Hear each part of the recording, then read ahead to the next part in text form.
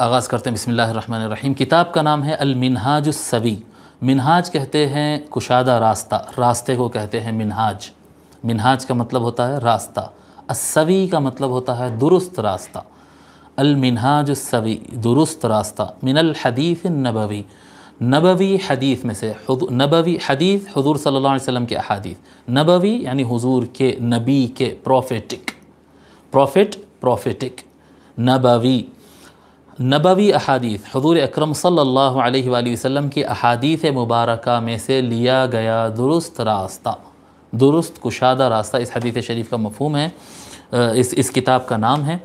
اور اس کتاب میں شیخ الاسلام علامہ طاہر القادری صاحب نے سب سے پہلے تو تقدیمات ہے، اس میں علماء جامع ازہر کے اور ملک شام کے کئی ممالک کے علماء کے تقدیمات ہے، یعنی ان کے اس کتاب کی تعریف اور ان کی رائے اس کتاب سے متعلق جو ہے وہ لکھے ہیں۔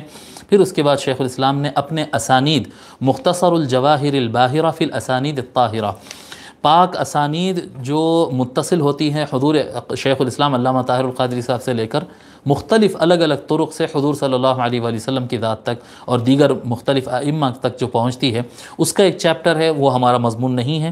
اور تیسرا اس کے اندر ہے الخطبۃ السدیدہ فی اصول الحدیث و فروع العقیدہ۔ یہ ایک خطبہ ہے جو کہ عوام کے لیے نہیں ہے، یہ صرف علماء کے لیے ہے۔ اس میں اصول الحدیث اور عقیدے سے متعلق، ایمانیات اور عقیدے سے متعلق کچھ فرعیات، علم الکلام کا کچھ حصہ ہے۔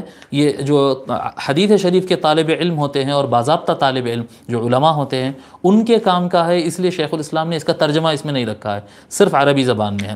اس کے بعد آتے ہیں ٹوٹل 16 چیپٹرز، اس میں ہیں جملہ 16 ابواب، 16 چیپٹرز ہے اس کتاب کے اندر، 16 ابواب ہے جو ہم کو مکمل پڑھنا ہے۔ اور اس کے بعد آخر میں مصادر الحدیث ہے، مصادر التخریج ہے، یعنی یہ احادیث شریفہ کہاں سے لیے گئے، بیبلوگرافی کہتے ہیں نا، کتابیات کہتے ہیں اردو میں، آخر میں یہ چیز ہے۔